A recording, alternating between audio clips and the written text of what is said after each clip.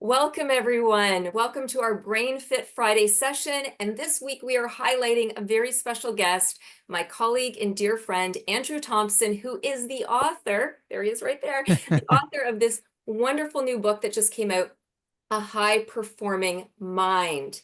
And I highly recommend this read, and you're going to find out why as we discuss some of the content in here with Andrew. And then also we're going to have a Q&A after. So I look forward to this. Thank you for joining me, Andrew. Yeah, it's my pleasure. And I can't think of it's my first interview for the book, which I'm really excited about. And I can't think of a better person to be here with than you. We worked together probably about a decade ago when I used to run events. And it was great to reconnect recently. And like I said, can't think of a better person to start with.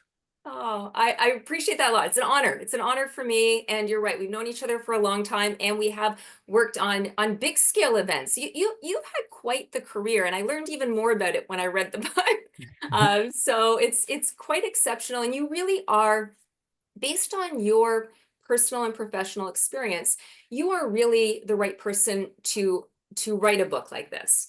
So I'd like to start there. What compelled you? How did you know you were supposed to put this wonderful masterpiece together? I didn't know. I mean, my whole life since I was like 18 years old, I've always wanted to write a book, but I never knew what it would be about. And I obviously didn't have enough life experience at the time to do it, but it's always in the back of my mind. And I always daydream about it and think what the topics would be, and they evolved over time. And with the coaching, the high performance coaching being my passion, that was what I naturally gravitated to. But it wasn't kind of complete until I went through some kind of major life challenges, the health challenge that I kind of write about a little bit in 2016 that left me bedridden for, 22 hours a day and unable to go up a flight of stairs without needing to rest for a couple hours. That was really when I started to realize like all those things that I learned as an athlete and in the coaching, how much like I relied on that to get me through that time in my life. And so by going through that, it really made it clear like what I wanted to kind of share with other people and what I felt would be helpful. And like I'm very practical in the way I think. And so I wanted to write a practical book that people would find useful, and that's what I've attempted to do. And that is what you have achieved, really. So that's awesome. Yeah, well, it's wonderful how you kind of saw at a young age, you had the vision for a book, and yet you knew you didn't have the life experience yet to accomplish that. And you can see through the progression of your stories and the information shared and how well it's put together that you really have been on a journey yourself. I was amazed to read at the beginning of the book this health story challenge, significant challenge. How many years were you dealing with that?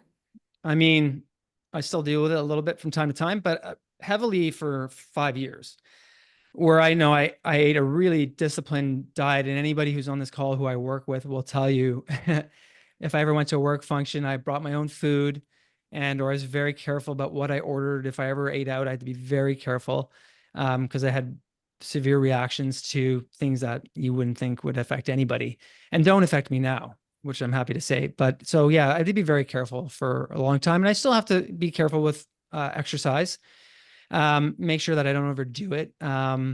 So I just in moderation, and I try not to go too intensely, and I don't want to have any surprises at the end of a workout. So I try to, learn from each workout and make sure that I keep it balanced is the best way to say it.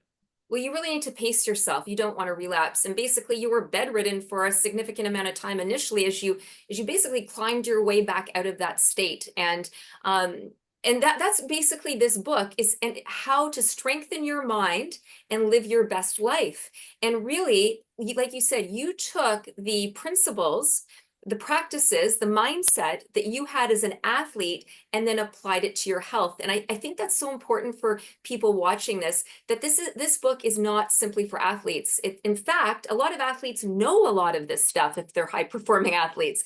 It's that we need to take these actionable insights and apply them to our relationships, our career goals, our health, and it is very transferable, all that material. Yeah, I really agree. Like I definitely use it in every area of my life. I mean, in business, obviously a lot there.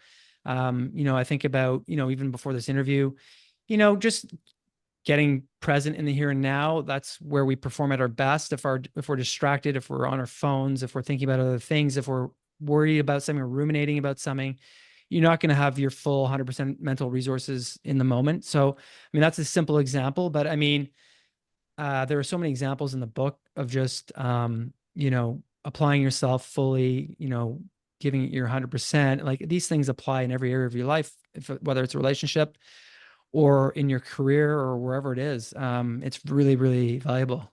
Oh yeah, absolutely. You get out what you put in, basically, really. And life is not a spectator sport. So we gotta dig in. So speaking of digging in, let's go into some of the principles because you started with I believe it was discipline and desire. And I'm curious what made you start with that as the first chapter. I mean, everything starts with the desire to do something, determination, the will. Somebody asked me the other day, what are the two ingredients that separate high performers from everybody else? And like incredible determination to succeed is right at the top of that list, and focus. And so that's where the book had to start. And if you don't have even a little bit of discipline, like you need at least a little to get going and like start taking action, decisive action to make things happen in your life. And that's why I introduced that concept of dirty discipline. And it's just meant to talk about how it doesn't need to be perfect. Discipline scares people, and I understand why, because it's a big commitment. I got to have discipline, but I wanted to make it easy because I wanted people to get through the book. And it does take a little bit of discipline at the beginning to read until you kind of get into it. Hopefully people get into it and they find it easy after a while. But that dirty discipline approach is just like just start. And even if it's once and then you don't do something for a few days and you do it again, you start creating this habit. And, I talked off camera the other day about just honoring that habit. Like just, even if you just do it for a minute, at least you're committing yourself to that habit. And then eventually it builds into this momentum.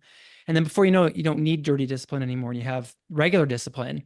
And, and that can evolve too. And then you have, high performers who kind of take it to the next level and have kind of an all-in mindset, which really helps them excel. So yeah, it can start really easy. And that's what I want people to feel, that it doesn't have to be this all in just yet. Like you can get there. Some people can just do that, and that's great. But if you can slowly build up, and that's why the book starts there, because you got to have that commitment to get through all the different chapters. Each chapter covers a different topic. And like, I didn't want it to be a repetitive book. So I tried to vary the topics a lot. And so that's where it starts. Well, it makes sense. We Yeah. need that emotional fuel, that motivation to keep us on track. The whiffum, really. What's in it for me? And Yeah. that needs to we need to connect that to our mammalian brain. Otherwise, it's not going to have any kind of stick factor. Absolutely. And what you're saying about dirty discipline and starting, and when it's awkward at first, or it's not comfortable, or we're not that good. This is neuroscience 101, how to work with neuroplasticity and change your brain, create new habits and skills. And initially, it's like when we're wanting to make these new pathways and networks in our brain, so we can accomplish something, we're like bushwhacking through the jungle. There's no pathway there already. And then when we show up with this dirty discipline, and even if on the days that we don't feel like it, we even just do a little bit just to keep that commitment to ourselves, that you call it touching on, just that touch on, even if it's just for a minute or one exercise, just so you know that you're accountable, you're committed, you do it. And then you start to see improvements and changes, that where there was no pathway before, one starts to appear. And then it becomes easier and faster and swifter and stronger. And then you ultimately create a super highway, which is symbolic of the actual skill that person is wanting to develop. So I completely see how transferable that is to anything. And children are doing it all the time. They're in such a lush time of neurological development and building those pathways. But the great news is we can do this at every age and stage of life with the right tools. And this is what you're providing people with, which I really I think everyone needs to know about, and then they have the option to use it. So on that note, what about people who are perfectionists and they feel like they need to always do their best, or weakness is, they want to hide their weaknesses? What would you say about that? Well, I mean, perfectionism is a diminishing return. Like it's important to strive for your best, like always do your best. That's one of the chapters in the book. You want to bring your best to the equation. But you don't want it to kind of move into the territory of perfectionism because that effort, like say it takes 90% of your effort to do your best, that extra 10% to try to be perfect is a diminishing return. Like there's times when you do need to be close to perfect and you will strive for it when it's appropriate. But like perfectionism as a thing, I don't think it's the healthiest approach. So, I mean, and I do kind of make that distinction in the book. Like it's really important to always bring your best and make that a habit because then you just enjoy your life more because you're getting better results, better experiences. Like you have better conversations with people, you get more out of them. You have better performance at work, you have better performance evaluations, you make more money, you know, you perform better in your sport. It all comes back to you when you make that effort to do your best. So, but yeah, perfectionism, you have to be careful with that and know when the time is right to try to strive for that. But I think in general, you know, that's an area where you have to be careful. Oh yeah, then you go over the line. Yeah. And you know, this connects to the idea which I loved in your book, which is knowing your weaknesses and not being afraid to look at them and address them. And there was something that you wrote in your book where it's like, if you are, if you work on your biggest weakness, that's where you'll get the greatest return. Yeah. I thought, wow, isn't that powerful? Can you talk about that for just a moment?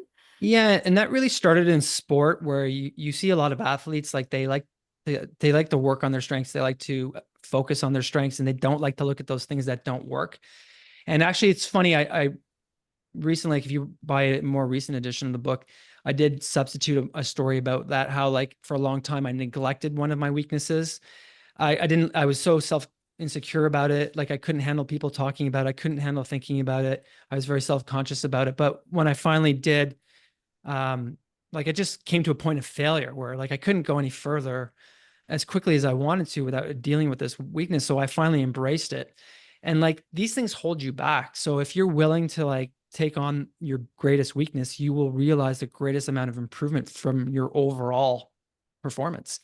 So that's Makes really where that comes from. And yeah, and I, you know, I devoted the time once I kind of admitted it. And like it was really like I benefited permanently from that change. So it started in sport, but it definitely applies to other areas of life. Like if you have a vice of some kind, and if you drop that vice, like if it was alcohol, like nothing wrong with alcohol in moderation, anything in moderation, but if it's like something that's kind of affecting your life in a negative way, and you make that improvement, you know, you're going to realize the most gain in your life. absolutely. It kind of reminds me of this saying, we're only as strong as our weakest link. Right. Yeah. A great way to say it for sure. Yeah. Well, that's really neat. And that leads me to the whole idea of dealing with challenges because you know, you really bear yourself in this book as far as things like maybe mistakes you made or issues you were dealing with, and in retrospect, what you learned from it. It is a great, you know, kind of story that has a universal message that people might not have lived the same experience, but they can relate in their own way. And ultimately, the message I take away from that is how challenges strengthen us. And I Yeah. remember years ago when she was 93 at the time, I was speaking at an event in Mississauga with the former mayor, Hazel McCallion, who is 93 at the time, as I said. And she was one of the keynote speakers. And I was there sharing brain fitness. And I so enjoyed hearing this fiery woman who is so on her game in her 90s, contributing to society and her community. And one of the things that really stood out to me is that she really sincerely said how sorry she feels for people who have had an easy or kept life.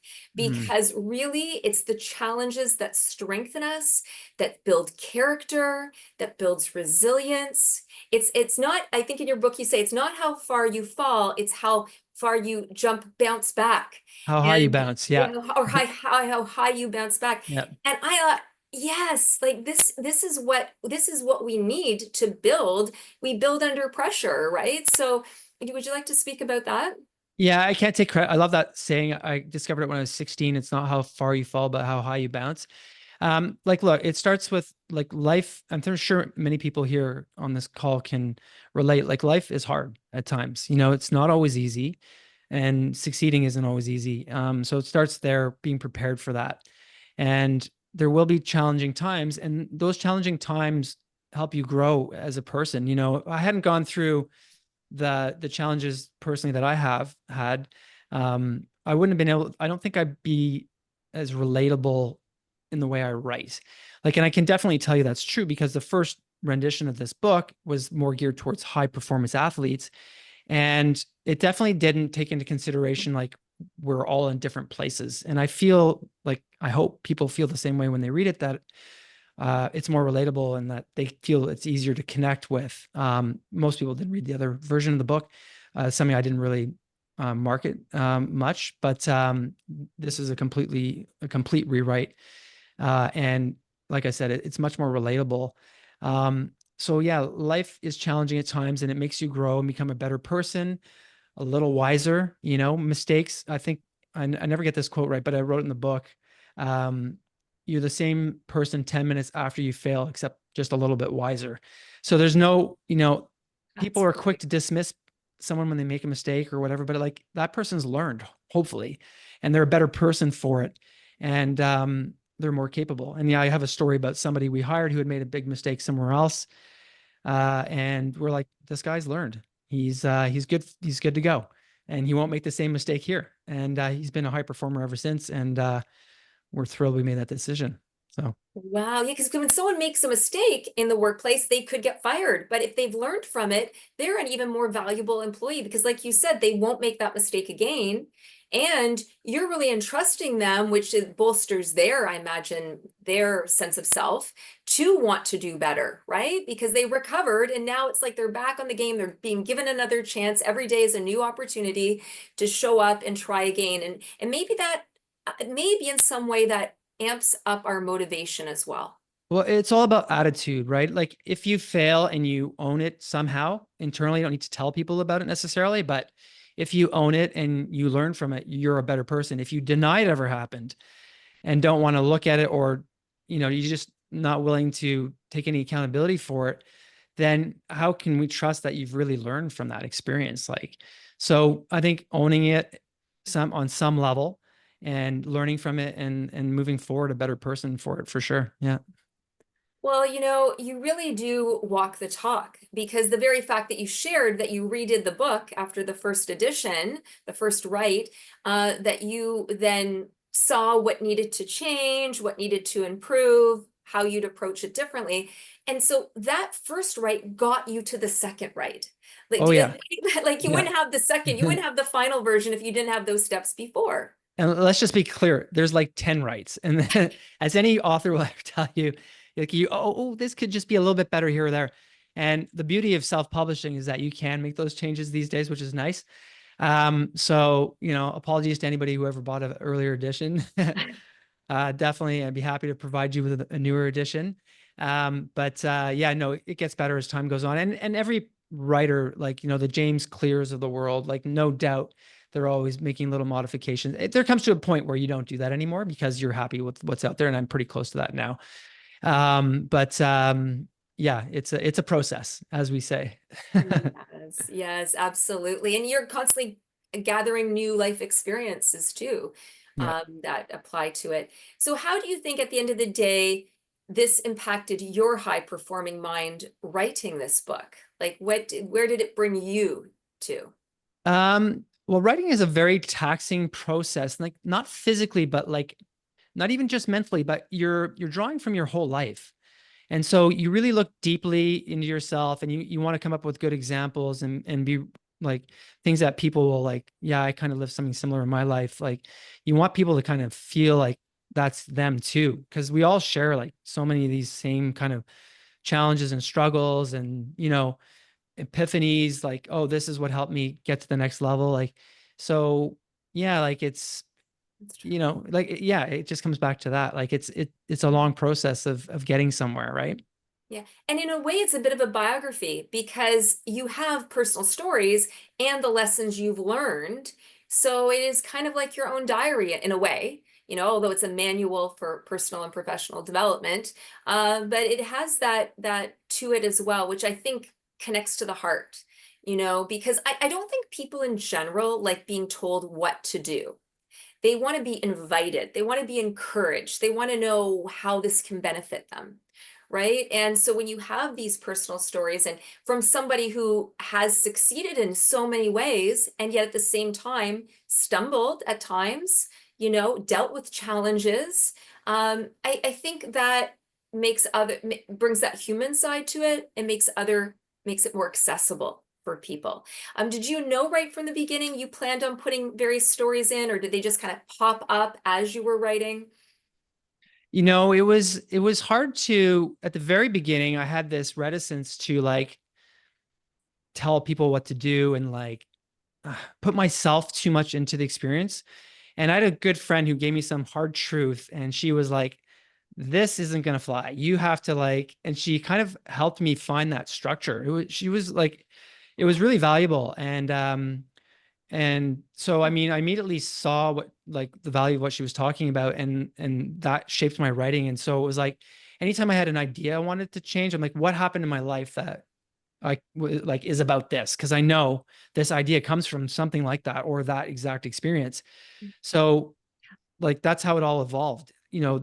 Her feedback, which was hugely helpful, and then a willingness to go there and share my personal story. And like you said, like there is, I guess, now that you say it, a biography component to it, because it's really my life for sure, and everything that I've learned, all the lessons learned, and the insights, and working from some extraordinary people who've achieved some amazing things. And like when you coach people like that, they draw it out of you, and like what they need is so far advanced sometimes that you are now teaching it because they draw it out of you. I can't, it's a hard one to explain, but I had plenty of moments. Like I remember coaching a friend who's 20, top 20 in the world. And, like he was struggling with something, and all of a sudden, like I just saw it and I was able to like relate that. So he drew that out of me. I never would have come up with that realization without that experience having interacted with him. And that's happened to me many times. So yeah, there is a biography component. You see the growth from the beginning. There is also like an order to it. Like, like chapter 11 talks about, finding flow and bringing that into your regular daily life. As I said earlier, we all ruminate, we all get, those moments where our emotions are a little too high or distracting, and we kind of got to find some calmness. And when we do, we find flow, whether we call it flow or not. It's the same thing that athletes go through, or business people before a presentation. So Mhm. there is an order to it, and it does kind of walk you through.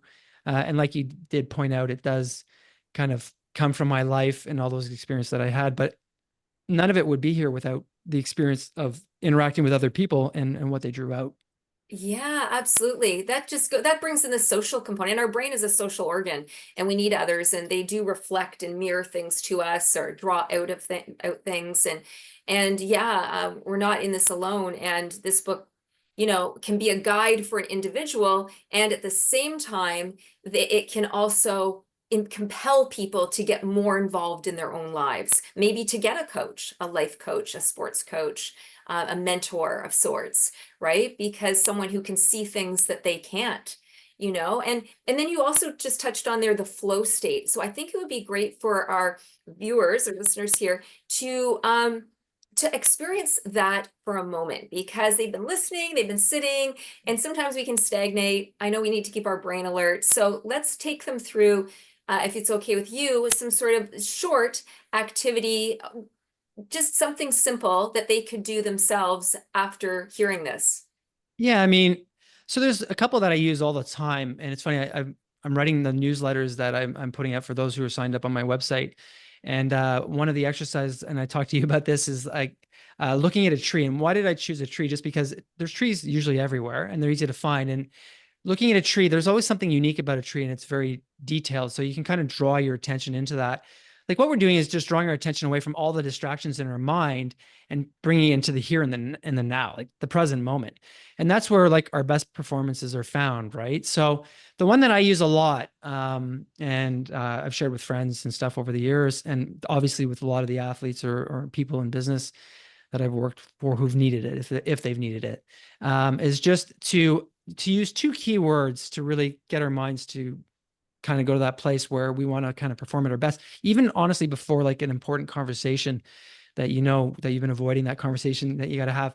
Being present, it's going to go a lot better. So it's very applicable. It's very practical. And so the one I use is very simply if people want to try it. So you just take a deep breath. So and try to do it slowly if you can. And while you do that, if you continue to take some deep breaths, if you just say the word here and kind of look around as you do that, just like here, like, where am I? Like, I'm here. I'm not in these thoughts. I'm not distracted. I'm not like, I'm here in this moment right now. And that's really what matters because nothing else really exists, right? It's all about now. And then you continue to take those deep breaths. So you breathe in, you breathe out, and then you can use the word here again if that one kind of worked for you. And if not, then you can try the word now because like this moment is what matters, right? So this moment right here is we're having this conversation, and I'm really grateful for everybody who's joined in today and is with us on this call. It means a lot to be able to share this with you. And if you do that, and obviously you can go a little deeper with that, maybe after when you have some free time, it can really, really draw you in and calm you down, calm you down emotionally. Any nerves that are kind of firing a little bit too much, and mentally it calms you down as well. So it's a great way to find calmness and present moment focus. And when you have that focus and you're really tuned into what you're doing, that's when you find that high level peak performance. And that's what athletes do. They get so into the task that they're doing that they find that best level of performance. Yes. I just feel relaxed doing that while you were talking. It's possible to multitask your relaxation, it turns out. I feel I feel more relaxed. My shoulders feel more like lower and I'm breathing more deeply. And I think using the words here now, and I noticed someone in the comments put here as an HEAR. So that's a Mm, great play on words because yeah, we also hearing ourselves through saying a mantra, we're using another one of our senses. And when we, that term come to our senses, it's such a yeah, powerful thing. When we're not in the present moment, we're stressed, we're fretting about the future, we're rehashing the past, and we're not in that present moment.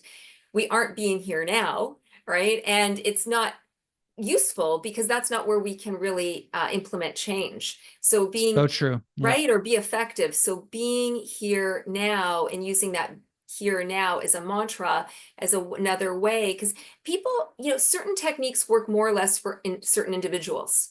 I find you need to try things on, and that's why in the brain fitness programs, I give so many different options and strategies depending on, what group I'm speaking with and what our our goal is to achieve and how much time I have with them.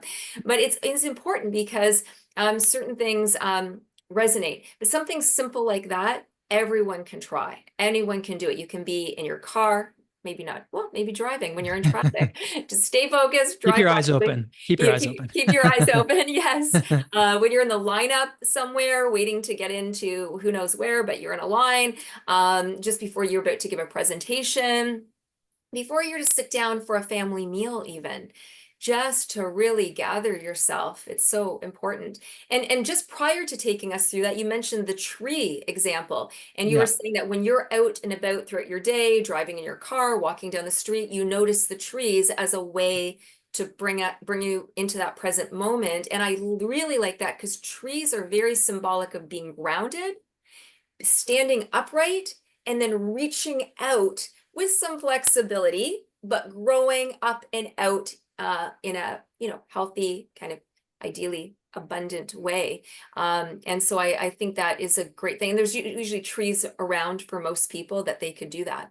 yeah, and I think it's the unique for me. Like anything unique will work. Just Mhm. trees are maybe that's me, but trees are unique. No two are alike, or in general. And by looking at a tree and just noticing some of the details of a tree, and I can see one through into my backyard here as I'm talking to you. The leaves, the bark, like everything, whatever it is that grabs your attention. And you can do it at the top of a table. Again, whatever grabs your attention and brings your mind to now, and not spending, say, 20% of your brain thinking about a conversation you had earlier today or this presentation you got to do later on. It's about bringing 100% of your mental resources to the task at hand. And when you do that, you get a higher level of performance from yourself. It's really that simple.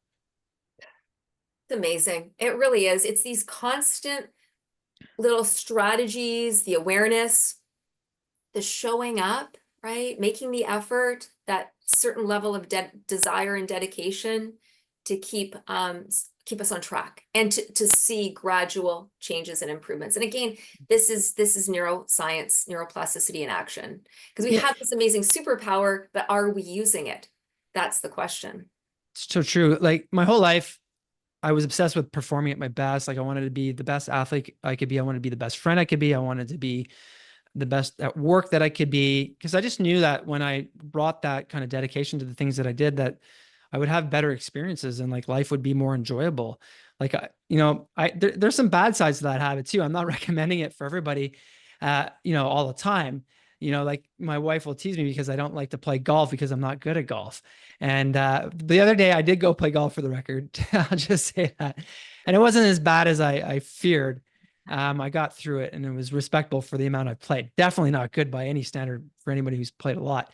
But yeah, so I mean, I try to bring my best to the equation. I just find that there's so many intrinsic rewards for that. Like even if it doesn't go well, I tried. I tried my best. Like I'm sorry that I didn't make it to the standard you were hoping for, but my conscience is kind of clear because I couldn't do better. I tried. You know what I mean? So there Yes. is like it creates an ease in your Yeah. makeup and your emotions and your self-esteem. Like, and that's why I just highly recommend like that approach, just because you can easily forgive anything you may have messed up on.